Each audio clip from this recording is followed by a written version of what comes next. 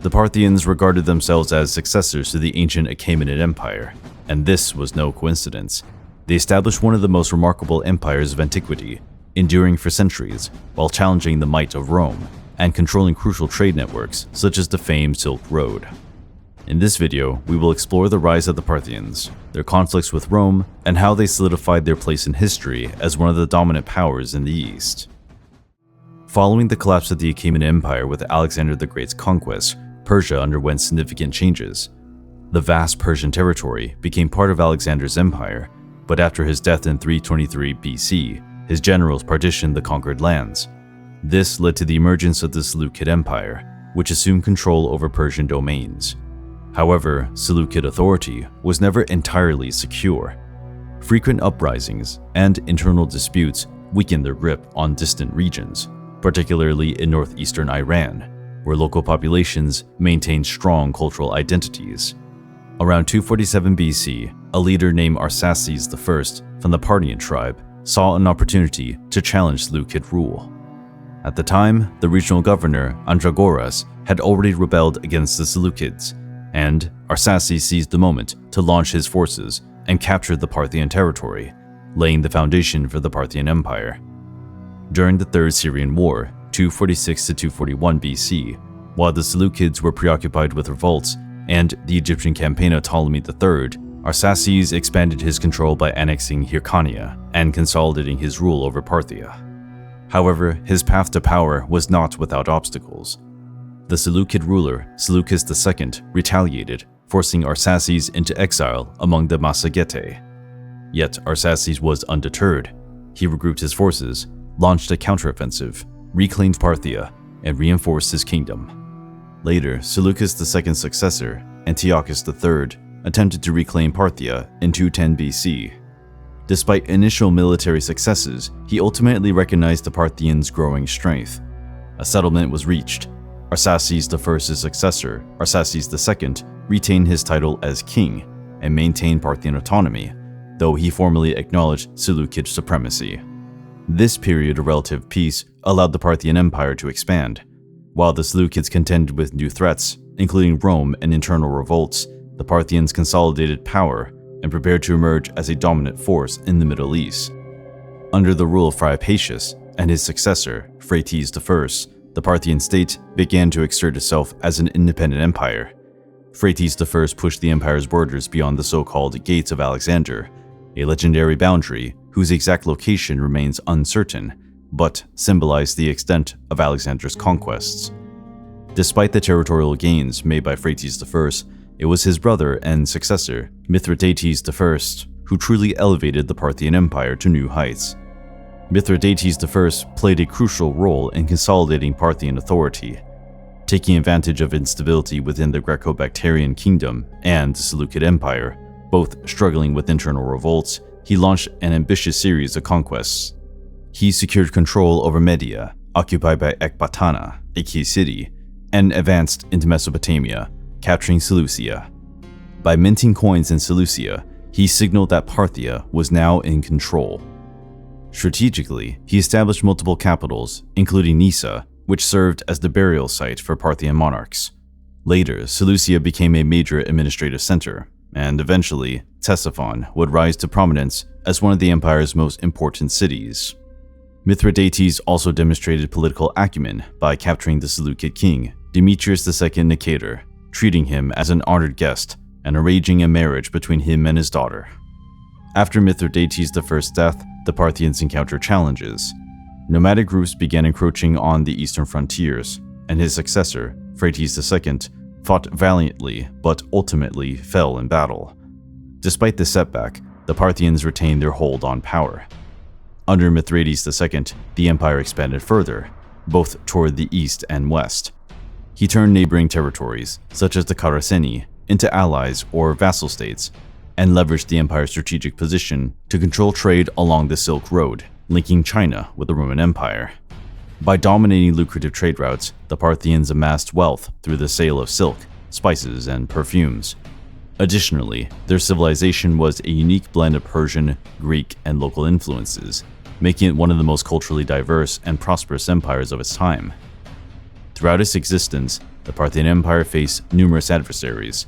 However, its most formidable challenge came from the west, the expanding Roman Republic. For centuries, Rome and Parthia vied for supremacy in the Middle East, particularly Armenia, a region that frequently served as a battleground between the two powers. The first direct interaction between Rome and Parthia occurred around 92 BC. At the time, Lucius Cornelius Sulla was the proconsul in Sicilia, near Parthian-controlled lands. It was in this context that he met with Orobassus, a Parthian envoy, alongside a representative from the Kingdom of Pontus. During their meeting, Sulla made a deliberate display of dominance by claiming the central seat, a position symbolizing authority. Despite the tense negotiations, the parties reached an agreement. The Euphrates River would serve as the boundary between the Roman and Parthian territories. Though this appeared to be a positive diplomatic step, it had repercussions. Upon returning to Parthia, Orobassus was executed. The reason? The Parthians perceived that he had allowed Sulla to appear too superior, an embarrassment to their standing. Meanwhile, in Rome, Sulla faced criticism for treating the Parthians with excessive arrogance, as they were recognized as a formidable power. A few years later, in 69 BC, tensions escalated when Roman general Lucellus led an invasion to Armenia, a crucial area of Parthian influence. This incursion displeased the Parthians, who regarded Armenia as a vital buffer zone. Although this did not immediately lead to direct conflict, it heightened hostilities between the two sides, with Armenia becoming a focal point for their ongoing rivalry. From this point forward, relations between Rome and Parthia became one of the defining rivalries of the ancient world, each side striving for dominance. By 66 BC, Pompey, one of Rome's most prominent generals, sought to expand Rome's eastern holdings. He brokered an agreement with the Parthian king, Phraates III, to launch a joint campaign against Armenia, a contested region. The primary point of contention was the Euphrates River border. The Parthians insisted that it be formally recognized as the limit of the empire, but Pompey, unlike Sulla, refused to acknowledge this. To make matters worse, he declined to address Phraates as King of Kings, a title of immense importance to the Parthians. This further created friction between the two sides. In the end, Phraates managed to retain Mesopotamia under Parthian rule, but he lost control of Osrhoene, which fell under Roman influence. Tensions reached their peak in 53 BC, when Marcus Licinius Crassus, an ambitious and immensely wealthy Roman politician, launched an invasion of Mesopotamia. Eager for military glory and riches, he severely underestimated his adversaries. At the Battle of Carrhae, Crassus led an army of 42,000 Romans, only to be utterly defeated by the Parthian forces under General Serena. Nearly half of the Roman soldiers perished, many were captured, and only a fraction managed to escape. Crassus and his son, Publius, were both killed. Adding to Rome's humiliation, the Parthians seized the legendary standards, sacred symbols of Roman military prestige, causing a major embarrassment for the empire. According to some accounts, the Parthians mocked Crassus posthumously, dressing a Roman prisoner who resembled him in women's clothing and parading him through the streets. While this might be Roman exaggeration, it underscores the magnitude of the defeat. Despite this resounding victory, King Orodes executed Serena II, who feared his growing influence. Orodes attempted to push further into Syria, but failed to achieve the same level of success. Following the triumph at Carrhae, the Parthians remained active. In 52 BC, under the leadership of Prince Pacorus and General Osaces, they launched fresh incursions into Syria, besieging Cassius, the Roman governor in Antioch, which sent shockwaves through neighboring provinces. At this juncture, Cicero, the renowned Roman statesman and orator, who was then governor of Cilicia, intervened. Commanding 2 legions, he moved to assist Cassius, successfully repelling the Parthian forces. During their retreat, Pacorus was ambushed, and Osaces was killed, delivering a severe blow to Parthian ambitions. During Rome's civil war between Julius Caesar and Pompey, the Parthians remained neutral, but maintained contact with Pompey's faction.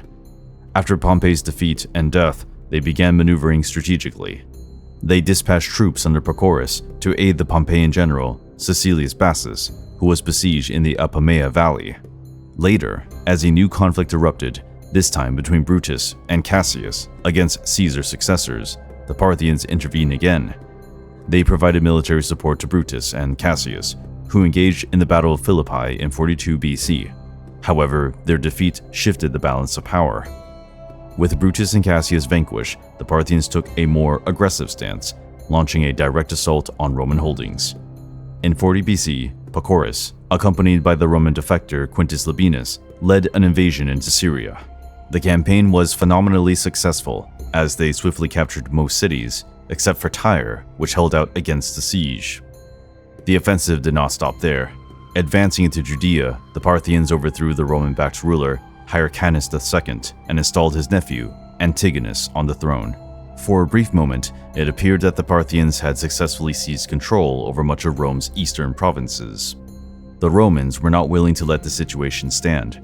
Mark Antony, responsible for overseeing Rome's eastern territories, dispatched his general, Ventidius, to deal with the crisis. Ventidius moved swiftly, defeating Labienus in Anatolia and forcing him to retreat into Syria, where he was ultimately captured and executed. Following this, Ventidius engaged the Parthians directly. They launched a counteroffensive in 38 BC, but Ventidius emerged victorious once more, this time killing Pacorus, the Parthian commander. With this triumph, Rome reasserted control over Syria and reinstated Herod as king of Judea, removing Antigonus from power. Once stability had been restored, Mark Antony decided to press further. He assembled a formidable army, and in 36 BC, attempted to invade Parthian territory through Armenia. However, the campaign ended in disaster. The Parthians managed to destroy the Roman siege equipment. Antony's Armenian allies defected, and he was ultimately forced into a costly retreat. Nevertheless, in 33 BC, Antony sought to form an alliance with the Medes to counter both the Parthians and his political adversary, Octavian. However, turmoil in Rome forced him to abandon the plan, leaving the region under Parthian influence once again. Following the defeat of Mark Antony and Cleopatra in 31 BC, and the rise of Octavian, soon to be known as Emperor Augustus, in 27 BC, Parthia found itself dealing with a stronger and more stable Roman state. With Augustus consolidating power, relations between the two empires entered a phase of diplomatic maneuvering and regulated competition. Rather than engaging in outright war, Augustus prioritized diplomacy and treaties, particularly regarding Armenia, a long-contested area between Rome and Parthia. In 20 BC, Augustus achieved a notable diplomatic success. The Parthian king, Phraates IV, agreed to return the legionary standards captured at the humiliating Battle of Carrhae in 53 BC. Augustus used this gesture as political propaganda, presenting himself as a capable leader and mediator. Despite this temporary stability, tensions resurfaced in the 1st century AD. In 58 AD, the Parthian king, Vologases I, attempted to install his brother Tiridates on the Armenian throne in defiance of Rome.